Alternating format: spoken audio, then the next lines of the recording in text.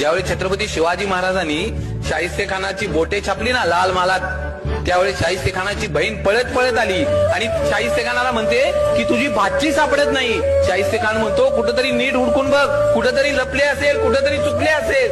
बहीण म्हणती मी सगळीकडे बघितलं पण माझी पोर सापडत नाही. त्यावेळी ते शाहिस्ते खानाची बहीण म्हणते मला वाटतं छत्रपती शिवाजी राजांच्या मावळ्यांनी तिला पळवून नेला.